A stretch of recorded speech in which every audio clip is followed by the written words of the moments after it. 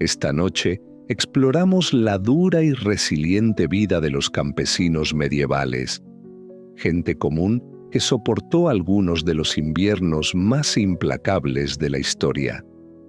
Con ingeniosos métodos de aislamiento y hábitos de sueño compartidos, lograron sobrevivir gracias a su determinación e ingenio. Sus vidas fueron un testimonio de perseverancia frente al frío implacable.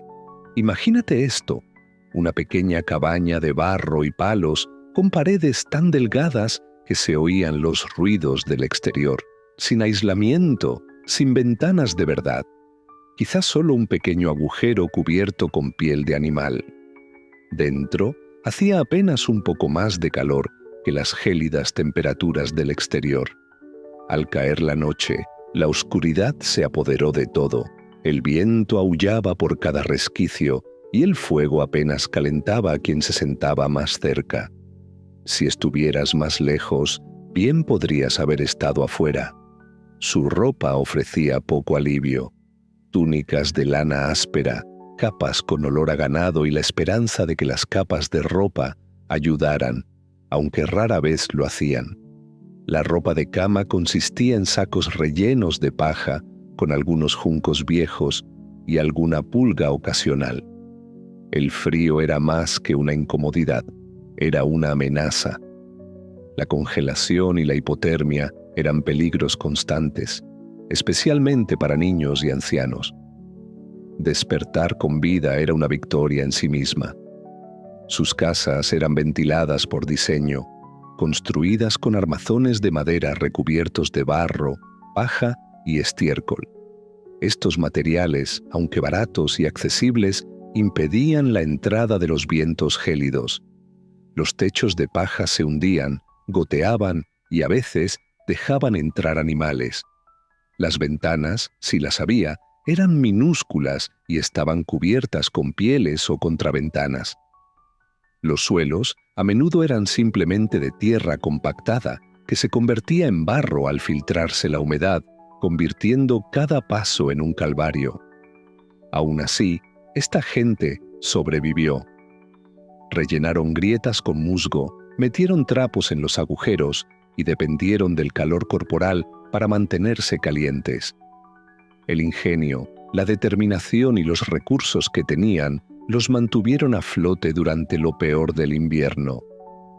Se usaban materiales como barro y pelo de cabra, algo que podría dar risa, suponiendo que no te castañetearan demasiado los dientes.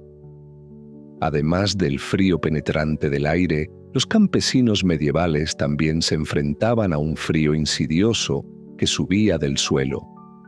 Lo que se hacía pasar por suelo era solo un trozo de tierra ligeramente nivelado dentro de la casa. Con suerte, alguien había esparcido paja o juncos viejos para crear la ilusión de comodidad, pero en realidad estabas a solo una fina capa de la tierra helada de abajo. Ese frío no solo persistía, sino que se deslizaba hacia arriba como un espíritu maligno, serpenteando a través de la escasa ropa de cama que tenías e incrustando profundamente en tus huesos. Dejar caer algo al suelo en una noche de invierno significaba básicamente perderlo en el permafrost. Los campesinos intentaban combatirlo colocando gruesas esteras de paja siempre que podían permitírselo, o bien robando suficiente de los campos cercanos sin que nadie se diera cuenta. Esto creaba una barrera temporal, pero la paja se comprimía rápidamente, generaba moho y contribuía a un crujido constante en las noches ya de por sí intranquilas. Otros usaban juncos secos, echando ocasionalmente capas nuevas sobre las viejas sin limpiarlas. Con el tiempo, esto se convirtió en un desastre de capas de vegetación podrida, pulgas y quién sabe qué más. Era una especie de relleno primitivo para alfombras, si las alfombras estuvieran vivas, húmedas y olieran a perro mojado. Las camas tampoco ofrecían mucho descanso. Eran en su mayoría simples estructuras de madera rellenas de paja o heno. No había colchones de verdad, solo capas abultadas que sobresalían y ofrecían una protección mínima contra la tierra helada. Dar vueltas en la cama no era por comodidad, sino más bien un movimiento necesario para no congelarse de lado. En definitiva, los campesinos medievales no vencían el frío, lo soportaban con la esperanza de despertar con todos los dedos de los pies intactos. Conseguir eso se consideraba una buena noche. El verdadero elemento central de cualquier hogar invernal no eran las paredes ni el techo, ni siquiera la mezcla de tierra y estiércol que se usaba como aislante. Era el hogar. Un pequeño y resistente fogón era la principal defensa contra el frío y la oscuridad. En el corazón de cada vivienda campesina ardía un modesto fuego. No había una elegante chimenea, solo un círculo de piedras, algunos troncos humeantes y suficiente humo para hacerte sentir como si te estuvieran curando lentamente como carne. La mayoría de las casas carecían por completo de chimeneas, así que el humo se escapaba como podía, por las grietas del techo, las paredes o directamente a los pulmones. Respirar no era fácil, ni tampoco sobrevivir a la exposición prolongada al humo, pero tenía el efecto secundario de mantener a raya plagas como las pulgas. El hogar cumplía muchas funciones. Era la fuente de calor, luz, cocina y entretenimiento nocturno. La gente se reunía a su alrededor para compartir historias, chismes o simplemente contemplar las llamas. Dejar que el fuego se apagara por la noche nunca era una opción. Invitaba al frío a entrar por completo. Encender un fuego desde cero no era sencillo. Sin cerillas ni encendedores, reavivarlo significaba golpear pedernal contra acero, rezar por una chispa y alimentarlo con la escasa leña seca. Cada miembro de la familia cumplía una función: cuidar el fuego, alimentarlo con turba, ramas o, con un poco de suerte, un trozo de madera seca. Era una lucha interminable contra el frío invernal. El fuego podía chisporrotear y humear, pero era el frágil y vacilante núcleo de la supervivencia. Perderlo de la noche a la mañana no solo era un inconveniente, sino que podía ser fatal. Añade el sonido distante de un lobo aullando para una motivación extra. La gente se volvió ingeniosa. Aprendieron a preservar su fuego durante la noche, no guardándolo en una cuenta de ahorros, sino cubriendo cuidadosamente las brasas brillantes con una capa de ceniza antes de acostarse. La ceniza funcionaba como aislante, manteniendo las brasas lo suficientemente vivas como para reavivarlas por la mañana. Si se hacía bien, se podía destapar al amanecer, echar un poco de leña y reavivar el fuego sin congelarse. Pero si se hacía mal, las mañanas se volvían más frías y los ánimos más cortos. Esta técnica, llamada firebanking, se transmitió de generación en generación como una preciada receta familiar. Cada uno tenía su propio método. Algunos juraban por la ceniza seca, otros decían que un poco de humedad era lo mejor. Algunos la compactaban, otros la dejaban suelta. Sugerir un enfoque diferente podía provocar un debate a gran escala. Piénsalo como una versión temprana de discutir sobre técnicas de parrilla, con más en juego. Aún así, los bancos de fuego no eran infalibles. Una ráfaga de viento por una grieta o el paso en falso de una oveja descarriada podían arruinarlo todo. Por eso, en algunas casas se turnaban para revisar las brasas durante la noche. Un sonambulismo medieval hacia la fuente de calor. En realidad, los bancos de fuego no se trataban de conquistar la naturaleza, sino de sacar unas horas más de calor de una noche fría. Y si una brasa sobrevivía hasta la mañana, se sentía como una pequeña victoria. En aquel entonces, cuantos más, mejor, no era solo una frase, sino una estrategia de supervivencia. Cuando el fuego estaba bajo y el frío se filtraba, el calor provenía de la gente, Todos, familia, vecinos, incluso animales, se acurrucaban. No existía el espacio personal. En las noches gélidas no se trataba de comodidad, sino de sobrevivir. Familias enteras se apiñaban en la parte más cálida de la casa, envueltas en lo que encontraban, formando una masa humana ronca y enmarañada. Los niños se acurrucaban entre los padres, los mayores se abrigaban en el centro y cualquiera que llegara tarde simplemente se apretujaba. Si conseguías un lugar en el centro, te mantenías caliente. Si terminabas afuera, era como dormir junto a la puerta de un congelador. Y que Dios se apiadara de quien se diera la vuelta mientras dormía y tirara a alguien al frío. Se ganarían una reputación de frío. Las camas solían ser compartidas, colchones de paja comunes aplastados por años de uso. La limpieza no era una prioridad, así que digamos que el olor no era el ideal. Pero cuando la congelación era la alternativa, la gente no se quejaba. El calor corporal era un recurso calculado. Algunos incluso colocaban a las personas más fuertes y cálidas afuera para proteger a los vulnerables en el centro. Los bebés y los ancianos de la familia eran protegidos como valiosas fuentes de calor. Pero más allá de la mera supervivencia, este ritual se convirtió en parte de la vida familiar. Acurrucarse juntos daba lugar a historias, canciones y muchas conversaciones susurradas bajo una manta compartida. Así que la próxima vez que te moleste una manta robada o una mascota que acapara la cama, recuerda que podría ser peor. Podrías quedar atrapado entre un familiar que ronca y un animal de granja que te desaprueba. Hablando de animales, el invierno también significaba compartir espacio vital con ellos. Vacas, cerdos, gallinas, cabras, todo animal de sangre caliente, se mudaban al interior. No era por diversión, era esencial. El ganado calentaba una casa con corrientes de aire y el espacio reducido significaba que era menos probable que desaparecieran de la noche a la mañana. ¿El resultado? Un refugio abarrotado, ruidoso y maloliente, mitad casa, mitad granero.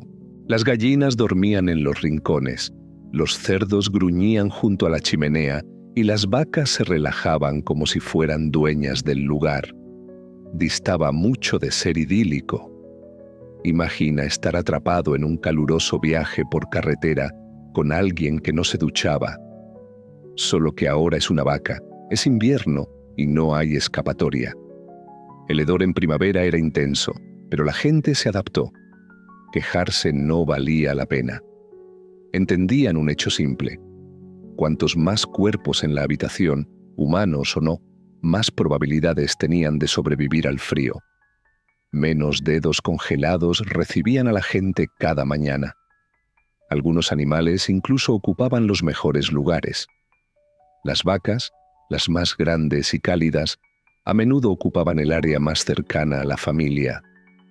Las cabras se acercaban por su calor corporal y su habilidad para colarse a pesar de todo.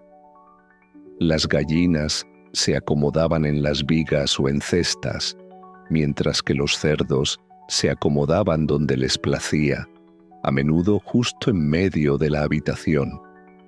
Naturalmente, cohabitar con animales conllevaba sus riesgos. En un momento estabas durmiendo profundamente y al siguiente te despertabas sobresaltado por una gallina posada en tu cabello o por pisar algo desagradable descalzo. Las mañanas en aquellos tiempos eran todo menos aburridas. A pesar del caos, el desorden y el ocasional pinchazo de pezuña, la gente entendía la dura realidad. El frío podía ser mortal, y el calor de una vaca, ya fuera invitado o no, podía mantenerte vivo.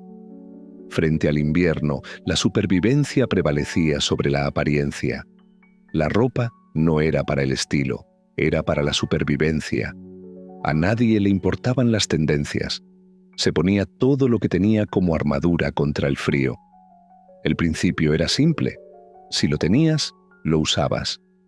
A menudo, todo a la vez. Una túnica básica de lino, probablemente áspera y poco fresca, una o dos túnicas de lana, leggings holgados, una capa gruesa y tal vez una piel de oveja remendada encima.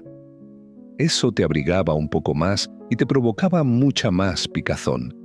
El calzado era una rareza. Muchos envolvían los pies en tela o trapos viejos y los metían en zuecos de madera.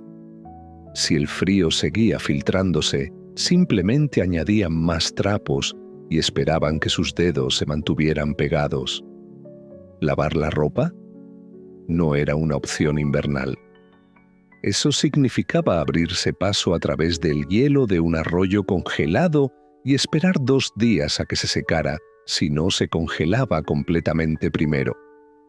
La mayoría aceptaba que oler a humo, sudor y ganado era una compensación justa por evitar la congelación. Curiosamente, la acumulación de suciedad añadía una capa de aislamiento.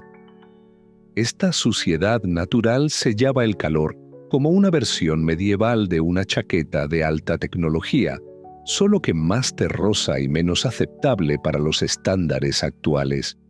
Sombreros, bufandas y guantes eran como posesiones preciadas. Un simple gorro de lana podía ser la diferencia entre sobrevivir la noche o despertar pegado a la pared. Los guantes a menudo se hacían con retazos y parecían más marionetas tristes que algo útil. Los niños se abrigaban como nabos torpes, contoneándose torpemente pero reteniendo el calor. El calor, no la moda, era el objetivo final. Así que la próxima vez que abrigarse te resulte molesto, recuerda, la gente medieval usaba todo su guardarropa a la vez, parecían sacos de ropa sucia andantes y se sentían afortunados al hacerlo. En su mundo, la suciedad no era solo suciedad, era función. Lejos de rendirse, habían perfeccionado un método de supervivencia. El verdadero enemigo, la pérdida de calor. El lino recién lavado, aunque transpirable, era inútil contra el frío cortante. Ahí es donde la suciedad demostró su valor. Con cada día sin lavar, la mugre, los aceites corporales y el barro llenaban los huecos de la tela, formando una capa resistente al viento. Era una impermeabilización rudimentaria pero efectiva. Olía fatal, pero funcionaba. Algunos incluso creían que lavarse en invierno podía provocar enfermedades. Así que mejor mantener intacta esa capa protectora. Bañarse era poco frecuente, lavar la ropa aún más raro, y el jabón se guardaba para eventos importantes, como una visita del obispo o el lecho de muerte. En lugar de cambiarse de ropa, la gente simplemente se ponía ropa nueva sobre la vieja. Con el tiempo, sus atuendos se convirtieron en un archivo viviente de las últimas 6 semanas. Cada mancha era una insignia de supervivencia. Los forasteros podían haber visto negligencia, pero la verdad estaba lejos de serlo. Esa túnica mugrienta era un escudo contra el frío mortal. Sin glamour, solo suciedad. En un mundo donde todos olían mal, nadie se daba cuenta ni le importaba. El estilo de vida en los meses de invierno medievales distaba mucho de lo que la comodidad moderna podría sugerir. La suciedad y la mugre no eran signos de abandono, eran prácticas e incluso deseables. Para cuando llegaba febrero, una capa gruesa y grasosa en la piel significaba que estabas haciendo las cosas bien. Contrariamente a las imágenes románticas, los campesinos medievales no pasaban las noches de invierno acurrucados en suaves camas de plumas bajo lujosos edredones. Sus arreglos para dormir eran mucho más básicos, a menudo un armazón de madera, si podían permitírselo, cubierto con un saco relleno de paja, heno o juncos viejos. No había colchones mullidos ni almohadas ergonómicas, solo un montón crujiente e irregular con un ligero aroma a vida rural. Con cada movimiento, la paja crujía y se asomaban trozos afilados, lo que a veces incitaba a la gente a prescindir por completo del armazón de la cama y dormir directamente sobre el suelo de tierra con paja, disfrutando de lo que ahora podría llamarse una experiencia conectada con la naturaleza. Estos colchones de paja improvisados eran, en el mejor de los casos, temporales. Se aplanaban rápidamente, absorbían la humedad, atraían insectos y se convertían en un peligro para la salud. Reemplazar la paja era una tarea que solo se hacía unas pocas veces al año, si es que se hacía alguna. Los juncos ofrecían otra opción, a veces con hierbas como romero o lavanda para combatir los fuertes olores de la vida cotidiana. Sin embargo, el agradable aroma no duraba mucho. Pronto, los juncos se fundieron con el suelo, junto con la tierra, los restos de comida y cualquier otra cosa que entrara. Y luego estaban las plagas. La cama de paja era un refugio para pulgas, piojos y otras alimañas. Si te despertabas con picazón, disfrutabas de un auténtico descanso medieval. Sin embargo, estas camas incómodas eran esenciales. La paja ayudaba a aislar del frío del suelo y acurrucarse creaba calor compartido. Una calefacción primitiva, pero eficaz. Las casas se construían con poco más que barro, palos y determinación, lo que significaba que no servían para detener el viento invernal. El aire frío se filtraba por todas partes. Para combatirlo, la gente rellenaba los huecos con musgo, paja, retazos de tela y cualquier cosa mínimamente aislante. Algunos incluso untaban barro y estiércol extra en sus paredes para protegerse del frío. Los techos de paja tenían goteras, así que los campesinos tapaban los agujeros con tela, juncos o incluso turba de los campos cercanos. Con el tiempo, las casas empezaron a parecer creaciones de supervivencia hechas con retazos. Si una casa tenía puertas o ventanas, eran rudimentarias, tablones toscos apenas unidos, con agujeros a veces cubiertos con pieles de animales o telas empapadas en grasa para bloquear las corrientes de aire y traer consigo un fuerte olor. Cada noche se convertía en una competencia entre la ingeniosidad humana y el frío insidioso, que siempre parecía encontrar la única grieta sin sellar. A pesar de las condiciones implacables, los pueblos medievales resistieron. Mediante constantes remiendos, capas y adaptaciones, lograron sobrevivir a los inviernos con gran perseverancia. Incluso el descanso nocturno era estratégico. Las familias dormían por turnos. Mientras algunos intentaban dormir bajo mantas desgastadas y heno, otros mantenían el fuego encendido y luchaban contra las corrientes de aire frío. No era una rotación organizada, sino una respuesta desesperada y funcional a la dura realidad. Para aprovechar unas horas desesperadamente necesarias de descanso medio congelado, alguien siempre tenía que cuidar el fuego. Si se dejaba solo, se apagaba, y reavivarlo era tan placentero como convencer a una mula para que bailara. Así que vigilar las brasas se hizo necesario. Como nadie quería salir de debajo de su escaso calor, una vez instalados, las familias se turnaban. Se dormía una siesta, se despertaba con un codazo y luego se arrastraba hasta la chimenea para reavivar el fuego, con cuidado de no tropezar con una cabra en el proceso. La rutina distaba mucho de ser romántica. No había aparatos ni tentempiés a medianoche, y mucho menos botones de repetición de alarma. Solo extremidades doloridas, ojos cansados y una creciente molestia hacia el roncador más fuerte. Los niños que sabían blandir un palo eran reclutados, aprendiendo pronto que la supervivencia significaba que todos contribuían. Los ancianos a menudo se quedaban junto al fuego, en parte por experiencia y en parte porque sus articulaciones dificultaban levantarse. Y cuando finalmente llegaba la hora de dormir, el descanso distaba mucho de estar garantizado. La gente se movía, los animales susurraban, el viento sacudía las paredes y ocasionalmente algún hermano que rodaba demasiado lejos. Descansar bien era poco común, pero el método funcionaba. Dormir en turno significaba que el fuego seguía vivo y también la gente. En esas noches frías e implacables, los campesinos no solo dependían de capas y fuegos, incluso modificaron su respiración. Respirar profundamente por la boca invitaba a aire gélido a los pulmones, una amenaza real en una época en la que enfermedades como la neumonía podían ser mortales. En cambio, la gente aprendió a respirar superficial, lenta y estrictamente por la nariz, calentando un poco el aire antes de que llegara a los pulmones.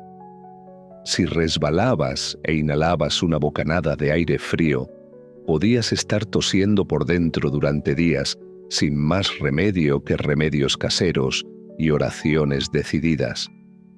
Algunos se cubrían la boca con tela mientras dormían, creando una barrera improvisada. No era glamuroso. Te despertabas con un paño húmedo pegado a la cara, pero era mejor que congelarte por dentro. Los niños lo aprendían pronto. Sus padres los regañaban por respirar con la boca abierta en interiores durante el invierno. Entre eso, las capas de lana ásperas y compartir espacio con ganado maloliente, el invierno endurecía a los niños como pocos problemas modernos podrían. Por la noche, enterrados bajo capas junto a una vaca humeante, respirar se convertía en un arte, lento, superficial, nasal y lo más minimalista posible. Era como una versión medieval cruda de ejercicios de respiración controlada, solo que sin la música tranquila ni las afirmaciones. Y en esta guerra nocturna contra el frío emergió otro aliado improbable, la comida. Un estómago lleno era una herramienta silenciosa pero efectiva contra el frío. El cuerpo quema energía para digerir, generando calor en el proceso. Así que una comida copiosa y sustanciosa antes de acostarse era una táctica de supervivencia. Los guisos de tubérculos con nabos, cebollas y chiribías eran comunes. Cereales como la avena, la cebada o el denso pan de centeno también ayudaban. En los raros días de suerte podía haber algo de cerdo salado o salchicha seca en la olla. Estas comidas no eran una cuestión de sabor, eran pesadas, saciantes y deliberadamente lentas de digerir, sirviendo como combustible interno para combatir el frío. No se trataba solo de cantidad, sino de elegir alimentos que mantuvieran el cuerpo caliente de adentro hacia afuera. La digestión ofrecía una fuente lenta y constante de calor.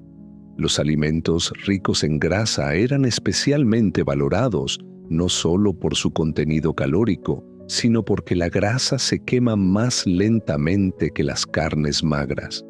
Un estómago lleno de estofado, pan y una generosa porción de manteca se consideraba el colmo del bienestar invernal. Los padres se aseguraban de que incluso los niños más quisquillosos comieran bien. Las preferencias no importaban. Si había nabos en la mesa, se comían. La alternativa era pasar la noche con frío y arrepentirse de las elecciones. Era una crianza estricta, pero práctica. Claro que comer mucho por la noche tenía sus inconvenientes.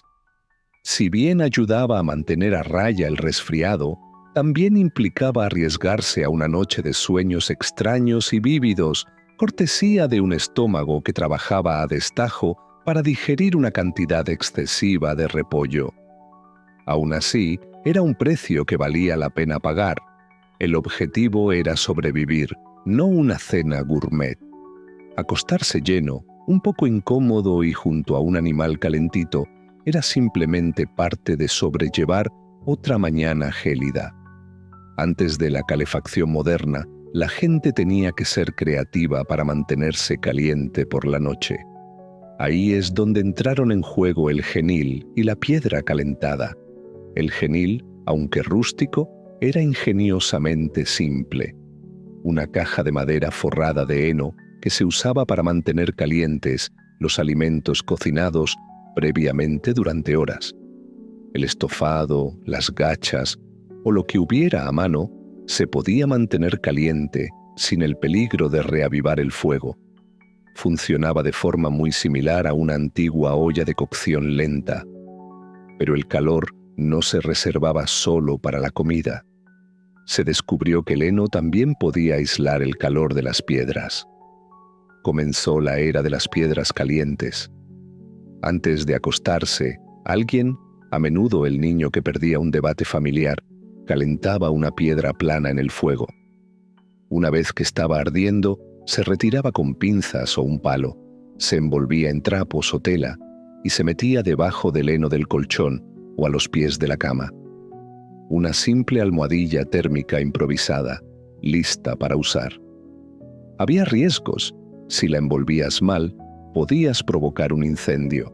Si se caía, las lesiones invernales podían deberse a algo más que el hielo. Pero bien hecho, proporcionaba horas de calor muy necesario. No era opulencia, pero en un hogar helado, no despertarse con escarcha en la cara contaba como lujo. El hogar no era solo para cocinar, era un salvavidas. Aunque podía ser melancólico y humeante, era fundamental para sobrevivir al frío. Dormir no era cuestión de comodidad, sino de estrategia. Los más vulnerables, bebés, ancianos, enfermos, buscaban los lugares más cálidos cerca del fuego. Otros se dispersaban desde allí, formando capas humanas de aislamiento. No se trataba de sentimentalismo, sino de lógica de supervivencia. Los bebés eran fuentes de calor delicadas. Los ancianos poseían conocimientos y experiencia esenciales. Había que protegerlos. Pero no era tan sencillo como estar cerca de las llamas. Demasiado cerca, te arriesgabas a quemarte el pelo o la ropa. Demasiado lejos, era como dormir a la intemperie. La distribución del calor era desigual. Solo quienes estaban justo delante del fuego estaban realmente calientes. El resto se acurrucaba en el escaso calor, como animales con frío buscando el último rayo de sol. Si conseguías dormirte frente al fuego, te despertabas con un lado calentito y el otro helado. Los animales también se unían a la lucha por el calor. Un perro podía reclamar el lugar privilegiado junto al fuego, con la cola peligrosamente cerca de las brasas. De vez en cuando, las gallinas se posaban en las piedras del hogar, cloqueando suavemente en la noche como pequeños guardianes del calor. Cada estallido del fuego, cada brasa brillante, era una silenciosa confirmación. Seguías vivo. Aún calientes por el momento, los campesinos se sumieron en un sueño inquieto, apaciguados por el crepitar y el siseo del fuego, con sus respiraciones visibles en el aire gélido, justo fuera del frágil resplandor del fuego. No era ideal, no era acogedor, pero era supervivencia. Aferrarse a la vida junto a un lecho de brasas incandescentes. En la época medieval, soportar el invierno en solitario era una receta para el desastre, a menos que uno aspirara a convertirse en una estatua congelada de moda para enero. Sobrevivir al frío nunca fue una tarea individual. Era un esfuerzo colectivo. Una cooperación desorganizada, embarrada y ruidosa, donde la posibilidad de sobrevivir dependía de todos los demás. Los campesinos comprendían que en pleno invierno, un fuego cálido y un montón de paja no eran suficientes. Si la casa de un vecino se quedaba a oscuras, se notaba. si dejaba de salir humo de la chimenea de Tom, alguien se reportaba. No solo porque pudiera tener una deuda, aunque eso ayudaba, sino porque la supervivencia de la comunidad estaba unida. Las aldeas contaban con vigilantes informales durante los meses fríos, a menudo ancianos o jóvenes, aquellos que no trabajaban en el campo, que vigilaban quién tosía demasiado, quién no había ido al mercado recientemente o qué casa permanecía inquietantemente silenciosa bajo la escarcha. Eran los guardianes informales del invierno, sin chalecos salvavidas y con un montón de ovejas. Si se apagaba un fuego, era casi una emergencia. Un buen vecino podía traer una brasa envuelta en trapos o recibir a otros en su cabaña, ya abarrotada, para pasar la noche. Sí, significaba menos espacio, pero era mejor que encontrarse con vecinos sin vida al llegar la primavera. Las reservas de alimentos comunitarias también eran cruciales. Durante inviernos especialmente crudos, se juntaban los últimos restos de carne salada, grano y verduras secas. Era una generosidad despiadada.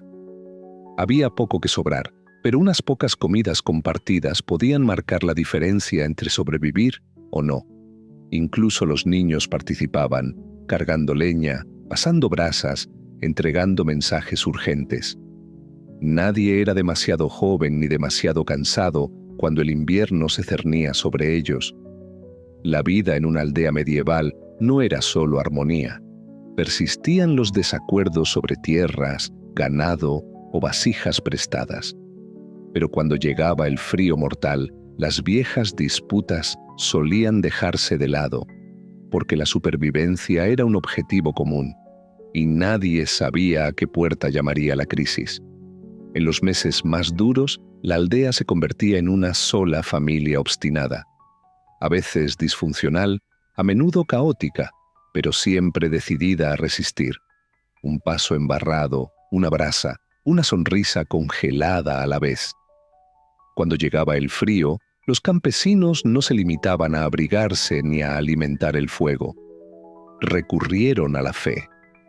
Con el viento aullando como lobos tras los delgados muros y el fuego desvaneciéndose en brasas, cada pequeño detalle importaba, incluida la ayuda divina. La fe no se limitaba a un solo día de la semana, llenaba cada aliento gélido. Antes de acurrucarse bajo la lana áspera y la paja, las familias se arrodillaban juntas, ofreciendo oraciones apresuradas, pidiendo calor, refugio y supervivencia. Los santos eran más que figuras distantes, eran los defensores del invierno. Uno podía ser invocado para protegerse de enfermedades de garganta que fácilmente podían volverse mortales.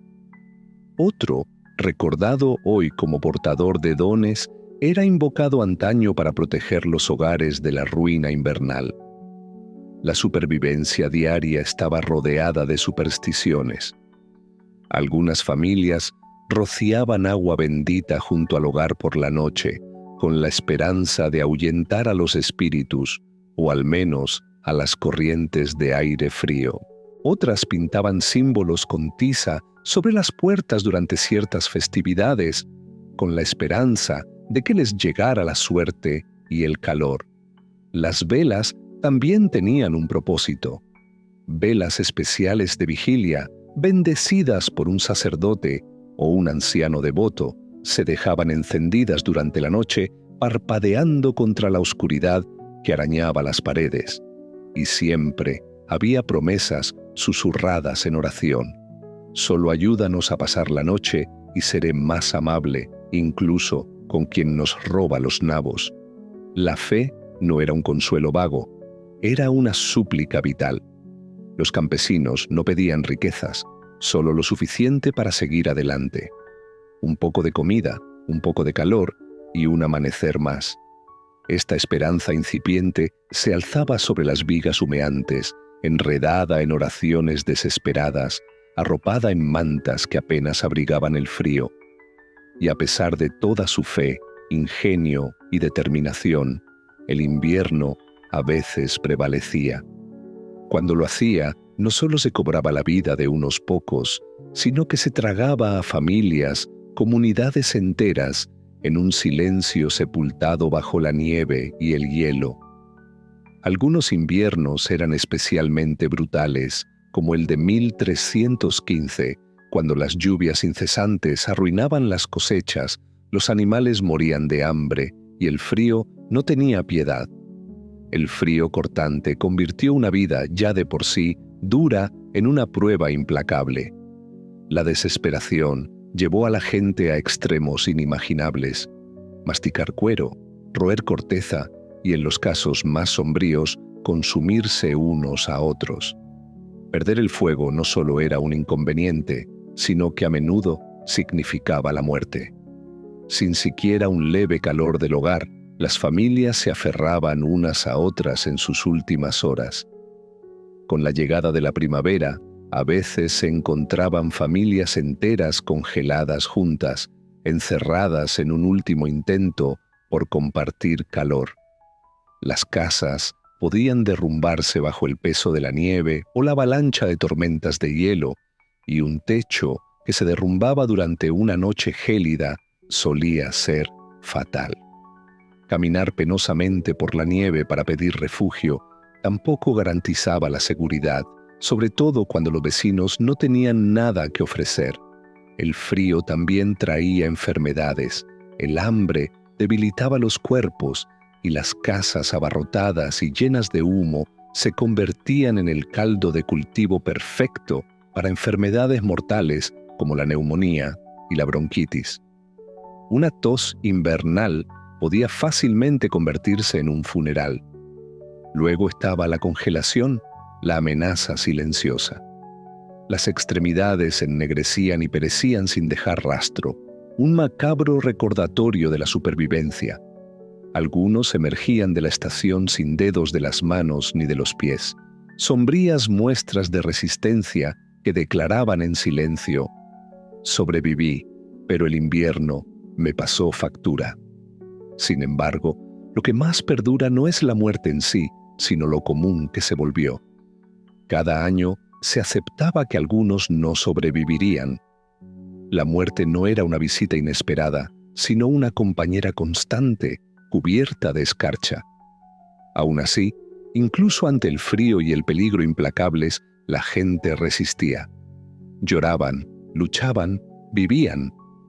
Mientras una sola brasa brillara en el hogar, mientras el aliento se esfumara en el aire, había algo por lo que valía la pena luchar. Al pensar en quienes vivieron estas épocas gélidas, es fácil centrarse en el sufrimiento: manos agrietadas, pies entumecidos, casas manchadas de humo. Pero bajo las dificultades se escondía una férrea determinación y un espíritu inventivo. Carecían de comodidades modernas, ni calefacción, ni ropa de abrigo, ni garantías de supervivencia. Pero lo que sí poseían era un modelo a seguir para la resiliencia. Cada colchón de paja, cada llama cuidada con esmero, cada hueco rellenado de musgo era una respuesta creativa a una adversidad abrumadora. No se rindieron, se adaptaron, aprendieron de la tierra, unos de otros y de las duras pruebas de cada invierno. Sus comunidades se basaban en la supervivencia mutua, cuidaban a los enfermos, compartían comida cuando escaseaba y creían que ayudar a un vecino que pasaba frío hoy podría significar salvarse mañana. Comprendieron que nadie sobrevivía al invierno solo. Su fe era una forma silenciosa de perseverancia. Incorporaban las oraciones a sus rutinas, no solo por miedo, sino por una tenaz esperanza, que el día siguiente traería calor, que la primavera regresaría y la vida se despertaría de nuevo bajo la nieve. Y finalmente, así fue, porque perseveraron, porque lucharon por un amanecer más. Las generaciones futuras pudieron prosperar. Cada pequeña victoria contra el frío impulsó a la humanidad hacia adelante. El calor que disfrutamos hoy, las habitaciones acogedoras, las ventanas aislantes el suave resplandor de las luces interiores, es el resultado de su incansable lucha. Cada comodidad se ganó con su resistencia. Así que, cuando el viento frío sacuda los cristales y la escarcha cubra los aleros, recuerda a quienes enfrentaron el invierno con poco más que fuerza de voluntad. Los desconocidos que forjaron un legado en las noches heladas, un aliento, una brasa a la vez. Ana Bolena no nació en el poder ni rodeada de grandeza. Alrededor de 1501, probablemente en Blickling Hall o en el castillo de Hever, llegó al mundo como hija de Thomas Boleyn, un diplomático decidido, y Elizabeth Howard, una noble de influyente linaje. Su nacimiento tuvo poca influencia en el orden social de la época. Sin embargo, de estos orígenes anodinos surgió una vida destinada a transformar el futuro de Inglaterra. Lo que distinguió a Ana desde el principio no fue su riqueza, sino su intelecto. Era aguda, vibrante e innegablemente cautivadora. Al ver su potencial, su familia la envió a Europa, donde comenzó su verdadera educación. Primero se unió a la corte de Margarita de Austria en los Países Bajos, una oportunidad poco común para cualquier joven inglesa. Allí aprendió diplomacia, etiqueta y las sutilezas de la política internacional. Pero fue en Francia donde su inteligencia realmente floreció. Pasó sus años de formación en las cortes de las reinas Claudia y Margarita de Navarra, sumergiéndose en la sofisticación y los matices políticos de la época. Estas experiencias refinaron su intelecto y agudizaron su capacidad para desenvolverse en el poder, preparándola para un futuro que nadie imaginaba. La gracia, el encanto y una inteligencia aguda la definían. Mientras otras jóvenes perfeccionaban sus habilidades domésticas, Ana perfeccionó su capacidad para cautivar, intrigar y cautivar sin aparentar esfuerzo. A principios de la década de 1520, cuando regresó a Inglaterra, era una rareza. Una inglesa que podía rivalizar con la elegancia de las cortes continentales y que portaba la decidida ambición de una familia en ascenso. No encajaba en los cánones convencionales de belleza, incluso sus partidarios lo reconocían, pero era inolvidable. Sus ojos oscuros e inteligentes, su voz expresiva y sus movimientos decididos insinuaban una fuerza que se escondía bajo su refinado exterior. No llegó sin más. Transformó el ambiente. En una época en la que la vida de las mujeres estaba en gran medida predeterminada por el nacimiento y el matrimonio, Ana se resistió a relegarse a un segundo plano. Su tiempo en el extranjero le había enseñado la influencia que podían ejercer el encanto y el intelecto, y pretendía ejercer ese poder en casa. Aún joven, perspicaz y aún por probar, Ana ya estaba llamando la atención de la historia. Ya no era simplemente la hija de su padre. Regresó como una pieza clave en un juego que pronto envolvería a la propia monarquía.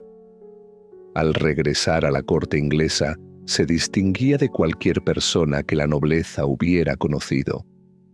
En un ambiente repleto de jóvenes modestas y de piel clara, Ana era una fuerza de la naturaleza, impactante, impredecible e imposible de ignorar. Sus rasgos oscuros y su agudo ingenio la hacían destacar entre las obedientes mujeres que rodeaban al rey. Al principio, cumplió con sus deberes como dama de honor de la reina Catalina de Aragón. Sin embargo, incluso en ese rol, llamaba la atención como la llama atrae a las polillas. Bailaba con elegancia, hablaba francés con fluidez y reía con una seguridad que pocos se atrevían a exhibir. No pasaba desapercibida. Las conversaciones giraban en torno a su nombre. Pronto atrajo la mirada más significativa, la del rey. El rey estaba acostumbrado al coqueteo y a la intriga romántica, pero Ana se mantuvo al margen, no se derrumbó ante sus elogios ni se precipitó a sus brazos. Provocó, resistió y mantuvo las distancias. Acostumbrado a la devoción inmediata, el rey se sintió cautivado. Cuanto más se negaba a ella, más perseguía a él. Su correspondencia rebosaba pasión, frustración y deseo. Cuando le ofreció el influyente, aunque no oficial, papel de amante real, ella lo rechazó. No sería un romance fugaz más. Si de verdad la deseaba, tendría que casarse con ella. Era una propuesta impactante. Ya estaba casado. Su esposa, la reina Catalina, era profundamente respetada y protegida por uno de los gobernantes más poderosos de Europa, su sobrino.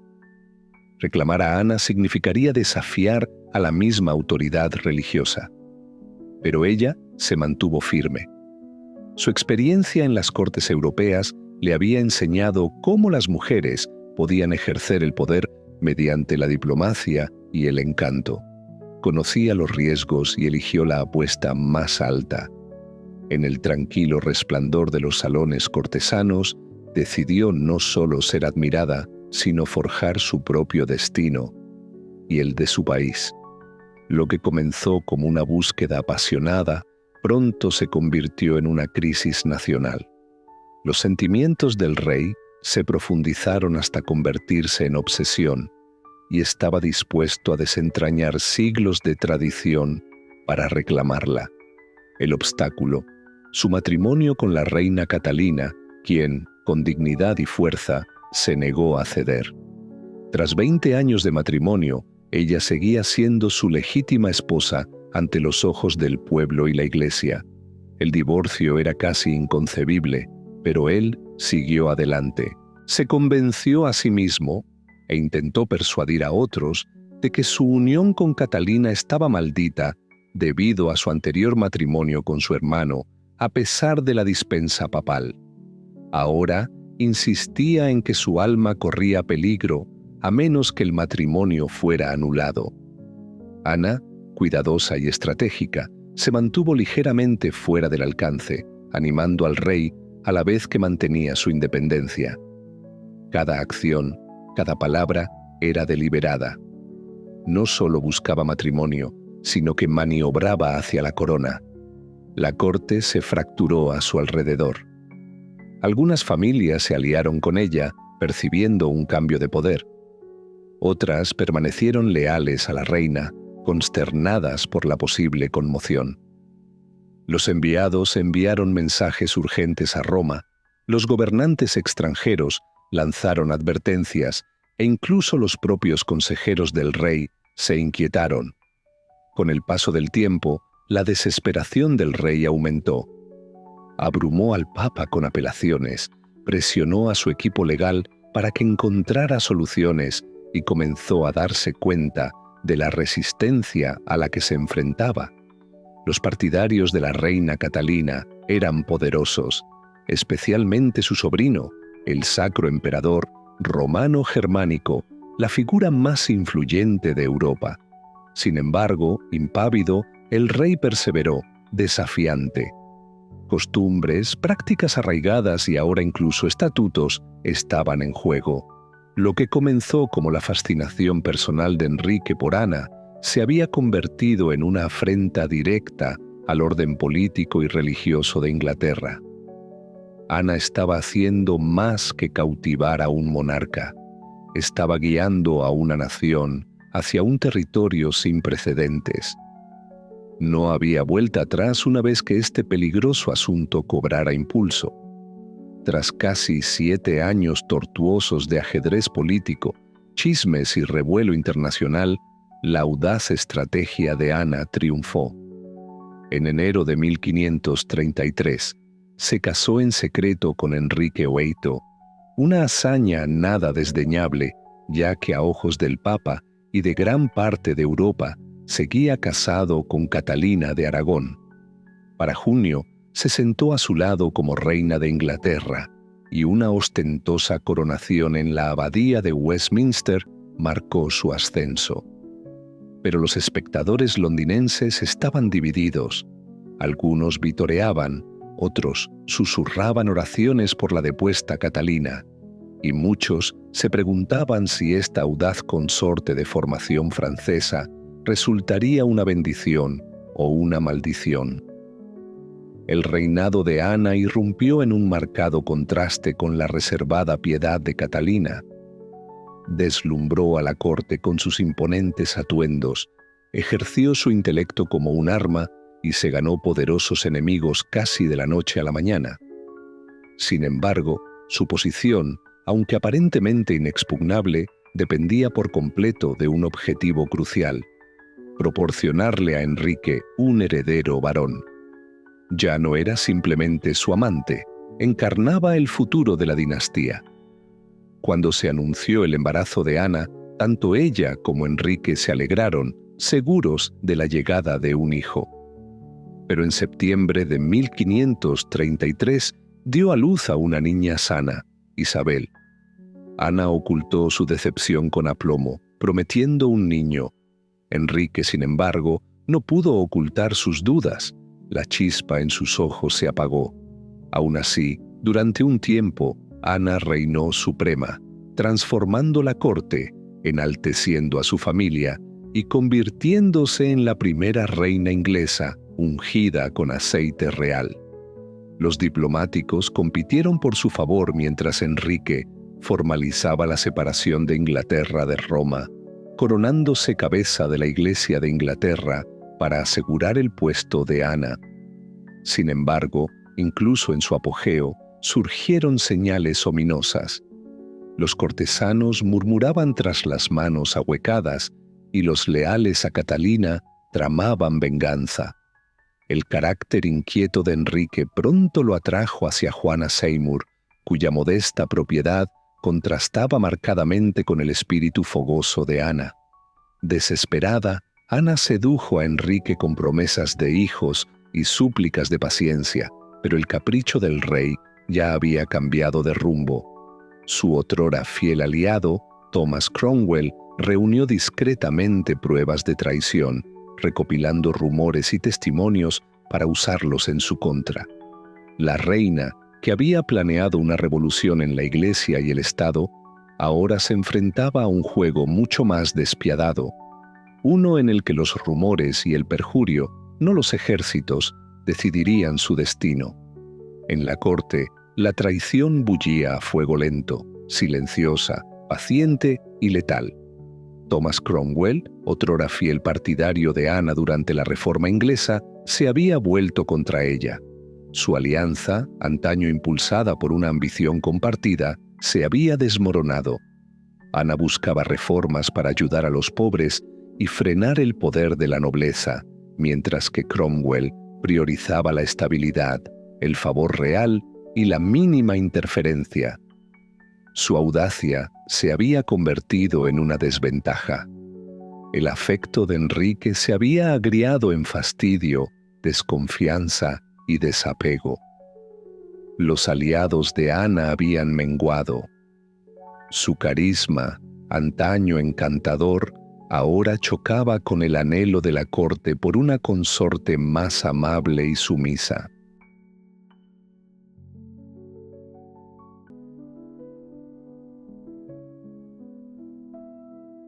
Al margen, en marcado contraste con la llama menguante de Ana.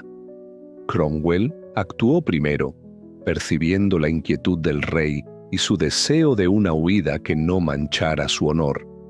El divorcio era demasiado perjudicial, pero la desgracia ofrecía una solución más limpia. Surgieron acusaciones impactantes y grotescas: adulterio, incesto, traición.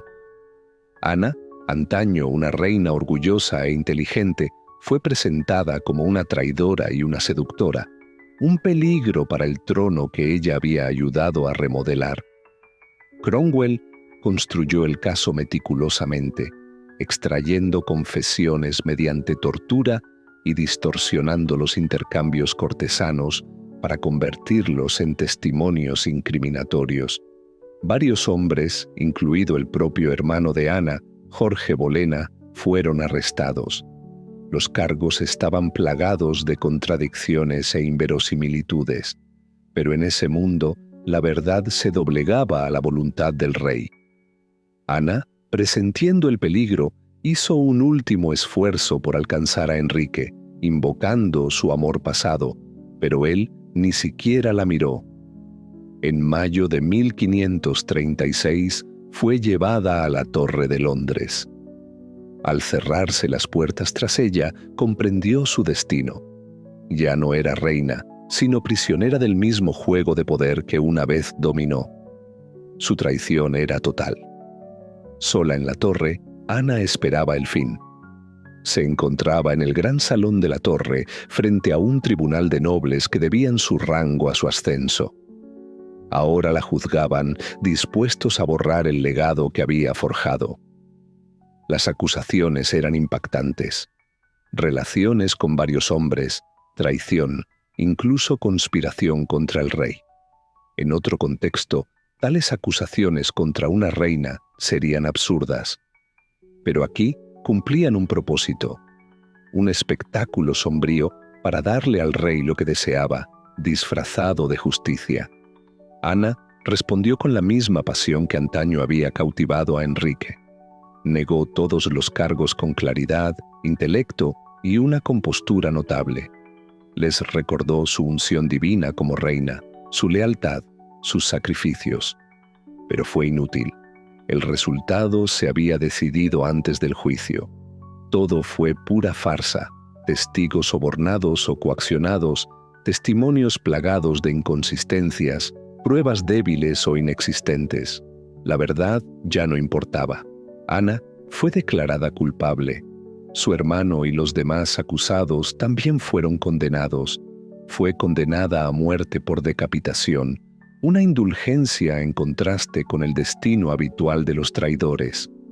Cuando se pronunció el veredicto, Ana no flaqueó.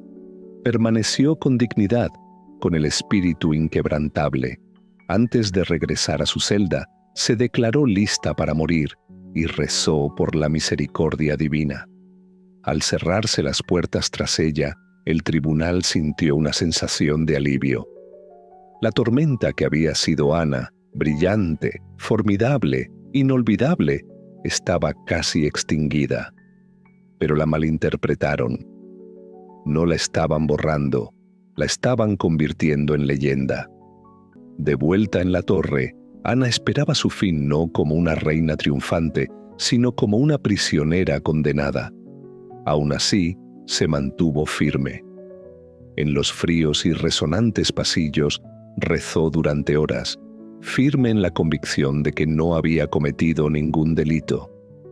Enfrentó la muerte sin miedo, con la esperanza de que trajera paz al reino y misericordia para su hija, Isabel.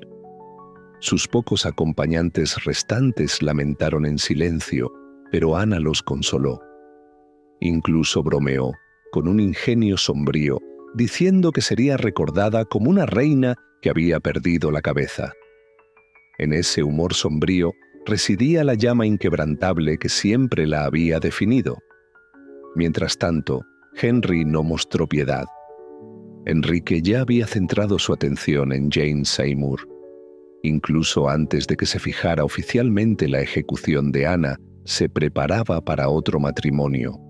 Para Ana, esta traición definitiva del hombre que una vez desmanteló un reino para ella, debió haber sido la herida más cruel. El 18 de mayo de 1536, Ana fue informada de que sería ejecutada al día siguiente. Apenas durmió, pasando las horas que le quedaban en oración, pidiendo perdón por quienes la habían lastimado y quizás por ella misma, por la ambición y el orgullo que la habían llevado a ese punto. Como gesto final, Enrique dispuso que un hábil espadachín francés llevara a cabo la ejecución, más rápida y menos brutal que un hacha.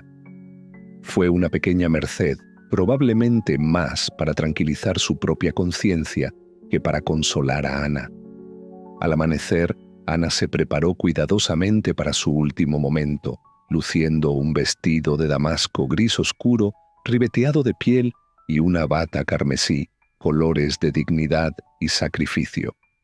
Se recogió el cabello y lo cubrió con una sencilla cofia, lista para afrontar su fin con serenidad. Mientras la niebla matutina se extendía por el patio de la torre, Ana Bolena, reina, madre, superviviente, dio un paso al frente. No hubo lágrimas ni súplicas, solo una última muestra de valentía ante el destino. Su muerte estaba cerca, pero su legado apenas comenzaba. En la mañana del 19 de mayo de 1536, Ana subió al cadalso de la Torre de Londres. Se reunió una pequeña multitud, guardias, cortesanos y algunos observadores silenciosos. Ana permaneció de pie, con la túnica ondeando al viento frío. Parecía más delgada, con el rostro pálido pero sereno. No lloró ni se derrumbó. Enfrentó la muerte con la misma gracia desafiante que antaño estremeció a un reino.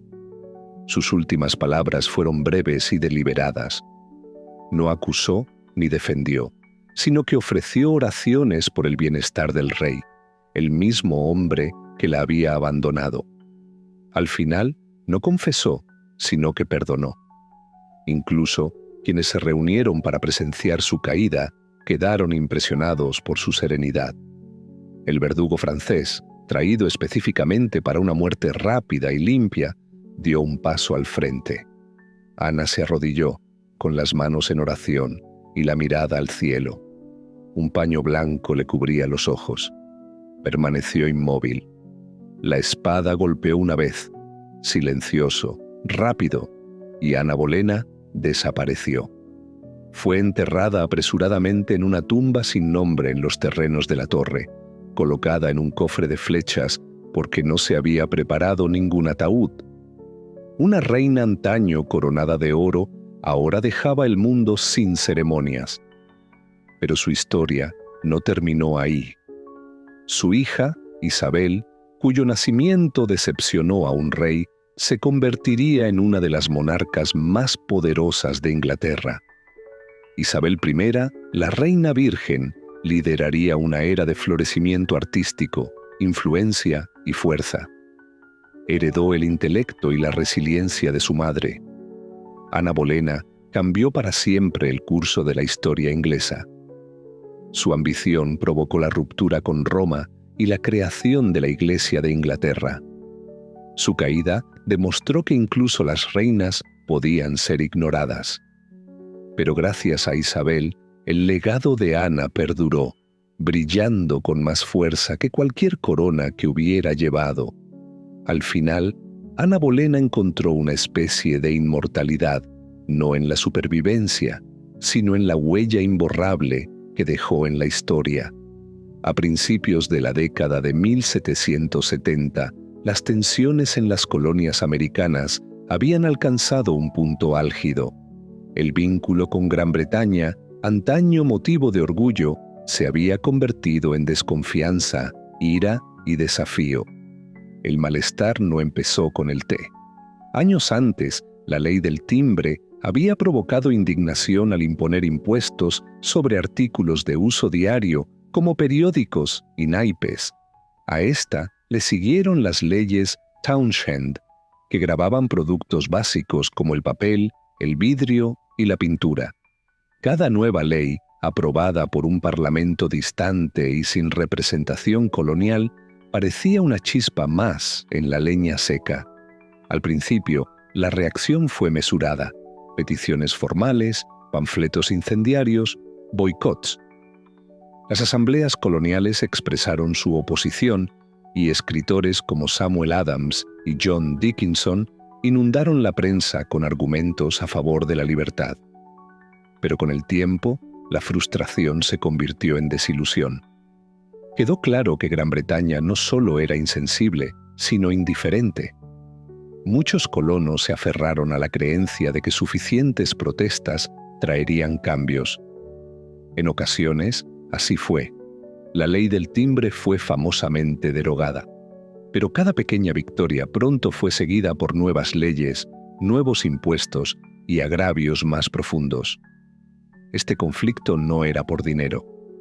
Los impuestos en sí eran relativamente menores. Lo que avivó la furia de los colonos fue el principio que los sustentaba: impuestos sin representación. No se les trataba como ciudadanos, sino como subordinados, gobernados desde la distancia, sin ser tratados como iguales. Boston, más que cualquier otra ciudad, se convirtió en el centro de la resistencia. Los Hijos de la Libertad, un grupo hermético y apasionado, se hicieron más vocales y audaces. En 1770, la creciente tensión finalmente estalló en violencia cuando las tropas británicas abrieron fuego. Civiles desarmados ya habían sido atacados a tiros en lo que se conocería como una masacre. Las calles estaban manchadas de sangre y la confianza se había desvanecido. Para 1773, las colonias estaban al borde del abismo. Una última provocación las empujaría a una rebelión abierta, y no se materializó mediante tropas, decretos ni ejércitos, sino en la forma silenciosa de cajas de té. La gente aún no se daba cuenta de que, al arrojar ese té a las gélidas aguas del puerto, la historia se reescribiría. Ese año, el gobierno británico cometió un grave error de cálculo.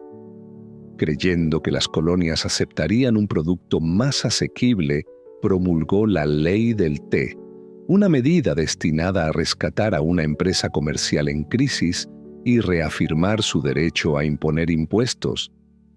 En teoría, el plan era sólido.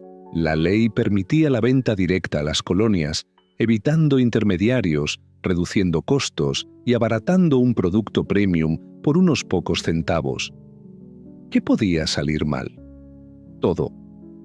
La cuestión nunca fue el precio, sino el principio subyacente. El impuesto al té se mantuvo intacto. Aceptar el envío, incluso con una tasa reducida, significaba reconocer la autoridad del gobierno para imponer impuestos sin representación, un concepto que muchos en las colonias consideraban intolerable, una traición a las libertades que habían defendido durante años. La noticia de la ley se difundió rápidamente.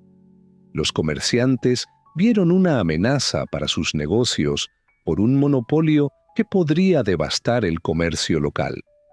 Quienes luchaban por la autodeterminación interpretaron la ley como una afirmación encubierta de control. En una importante ciudad portuaria, ya afectada por la violencia y las dificultades económicas, la ley se reconoció de inmediato como una trampa. Rechazar el té se convirtió en una postura simbólica de libertad. Se celebraron concentraciones multitudinarias, los periódicos inundaron de comentarios apasionados y los grupos de resistencia organizaron boicots generalizados, prometiendo que no se recibiría, comercializaría ni consumiría té en suelo colonial. En todos los territorios, los barcos que transportaban el cargamento en disputa fueron rechazados. De norte a sur, el mensaje fue rotundo: no se dejarían coaccionar. Pero en esa misma ciudad clave, los acontecimientos tomaron un rumbo diferente. 3 barcos, cada uno con el producto en disputa, llegaron y se negaron a partir. Las autoridades exigieron la descarga del cargamento. La población se negó. Se desató un tenso enfrentamiento. La ciudad se convirtió en un hervidero de disturbios. Cada día que pasaba sin una resolución, aumentaba la tensión. La población no solo resistía, sino que se preparaba para el conflicto. En cada punto de encuentro, se debatía con furia sobre el siguiente paso. Los líderes de la resistencia actuaron con rapidez, consiguiendo apoyo mediante declaraciones públicas y asambleas bulliciosas. Una importante sala de reuniones se convirtió en la sede del movimiento, llena de miles de personas, con el aliento impregnado del aire invernal y sus voces de desafío. Cada moción aprobada, Cada negativa a someterse asestaba un nuevo golpe al dominio imperial. Sin embargo, el tiempo se agotaba. Según la ley vigente, las importaciones debían desembarcarse y pagar los impuestos en un plazo de 20 días. Si permanecían sin procesar después de ese plazo, los funcionarios las incautaban y obligaban a su cobro. Los organizadores sabían que una vez pagados los impuestos, incluso a regañadientes, la causa se vería perjudicada. La lucha había trascendido la simple disputa por mercancías. Ahora se trataba de derechos y de la disyuntiva entre la subyugación o la autodeterminación. El gobernador colonial se mantuvo firme. No permitió que los barcos partieran sin descargar. Para él, capitular significaba ceder el control a la multitud. El enfrentamiento se convirtió en un drama público. Todos sabían que se acercaba el clímax. La ciudad contuvo la respiración, presintiendo la proximidad de algo trascendental. Y en algún lugar entre la multitud, una decisión se estaba gestando silenciosamente. Una que repercutiría mucho más allá de su origen. El 16 de diciembre de 1773, bajo un cielo frío y gris, la ciudad despertó en un momento decisivo. Durante casi 3 semanas, los barcos habían esperado como bombas de relojería en el puerto. Ahora, el plazo legal había llegado. Había llegado el momento de la verdad. La llegada del barco era crucial. Si no se gestionaba adecuadamente, los funcionarios de aduanas tenían la autoridad para confiscar la carga y se podía convocar a tropas británicas para asegurar su cumplimiento. Todos comprendían la gravedad del momento. Si se descargaba el té, los colonos perderían la batalla simbólica. Permitir su desembarque, aunque fuera una sola vez, socavaría sus derechos y libertades. Esa mañana, miles de personas de Boston y sus alrededores se congregaron en la Old South Meeting House, el mayor centro de reuniones de la ciudad. Algunos habían viajado kilómetros a través del frío solo para asistir. El edificio estaba repleto de gente que se desbordaba por las calles mientras se esforzaban por captar la apasionada oratoria que resonaba desde dentro. Samuel Adams, una voz destacada de la resistencia, dirigió la reunión. Un orador tras otro condenó la ley del té, denunció la opresión y exigió medidas decisivas. Sin embargo, persistía la incertidumbre. ¿Cómo podrían actuar sin desencadenar un conflicto a gran escala? ¿Cómo podrían detener el té sin provocar duras represalias? A medida que avanzaba el día, llegaron mensajeros con noticias preocupantes. El gobernador se negó a ceder. Los barcos permanecerían allí hasta que se descargara su carga. Se reclamaría el té, se recaudarían los impuestos y se mantendría la autoridad de la corona. La multitud bullía de ira. El edificio mismo parecía temblar de emoción. Entonces Samuel Adams declaró con calma: «Esta reunión no puede hacer nada más para salvar al país». El significado era inequívoco. No habría más apelaciones ni negociaciones. La acción era inminente. Afuera, un grito agudo rompió la creciente oscuridad. La señal. Los hombres se disfrazaron rápidamente, cubriéndose el rostro con hollín y envolviéndose en mantas y plumas, imitando la vestimenta nativa. No se trataba de engañar, sino de dejar una señal clara. Había llegado el momento. Boston respondería con resistencia, no con retórica. Al caer la noche del 16 de diciembre de 1773, las tranquilas calles cobraron vida.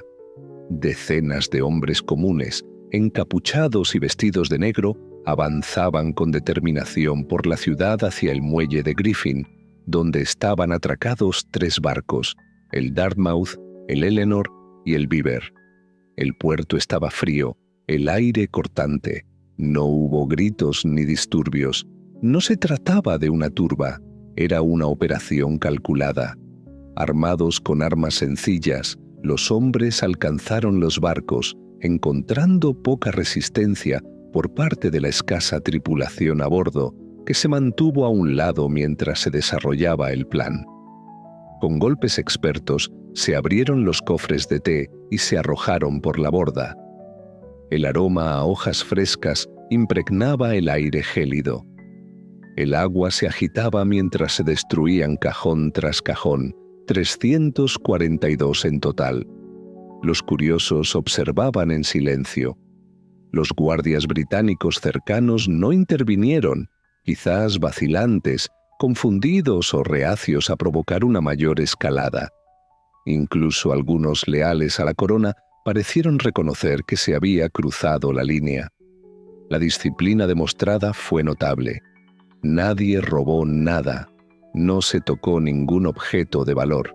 Solo el té, visto como la personificación de la injusticia británica, fue el blanco. En una ciudad que enfrentaba verdaderas privaciones, la protesta podría haberse vuelto caótica. No lo fue. Una vez terminado el trabajo, el puerto era un oscuro caldo de hojas flotantes y madera rota. Los hombres regresaron a la ciudad sin dejar rastros ni reivindicaciones, solo un valiente acto de resistencia.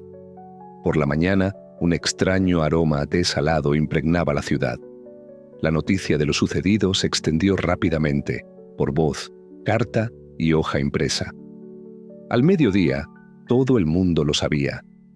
Y las reacciones fueron rápidas y divididas. Entre quienes apoyaban la causa colonial, existía un profundo y poderoso orgullo. La gente común se había atrevido a desafiar a una de las mayores potencias del mundo en nombre de la libertad. Pero otros, en particular los moderados y los leales al dominio británico, reaccionaron con alarma. Para ellos, la destrucción de la propiedad era imprudente y peligrosa. Planteaba una pregunta inquietante. ¿Habían ido demasiado lejos las colonias? Un gobernador colonial estaba furioso, no solo por el daño causado, sino por el mensaje que enviaba. Si la autoridad podía ser desafiada tan abiertamente en una ciudad, ¿a dónde más podría extenderse tal desafío? Los funcionarios británicos estaban conmocionados. Habían anticipado protestas, boicots, tal vez otro estallido de violencia, como los que se produjeron en respuesta a los impuestos anteriores, pero no la destrucción tranquila y deliberada de un valioso cargamento real, llevada a cabo con precisión y sin daños colaterales. Los capitanes de los barcos afectados solo pudieron observar cómo su cargamento desaparecía en el puerto. La pérdida financiera se registró en más de 10.000 libras esterlinas, una suma considerable, pero el costo real fue aún mayor. Fue un golpe a la legitimidad percibida del control británico. Esa noche marcó el fin de la mera protesta y el comienzo de algo más serio. Las tensiones habían llegado a un punto crítico. Cuando la noticia llegó a Gran Bretaña, la respuesta fue inmediata y severa. Las autoridades no lo consideraron un simple acto de resistencia, sino una rebelión abierta. Según informes, el rey estaba indignado. El Parlamento, frustrado durante mucho tiempo por la resistencia colonial, estalló en indignación. Rápidamente se implementaron duras medidas, destinadas no solo a castigar, sino a servir de advertencia. La primera de ellas fue una ley que cerró el puerto de la ciudad rebelde, paralizando su economía hasta que se restituyó la ciudad y se restableció el orden.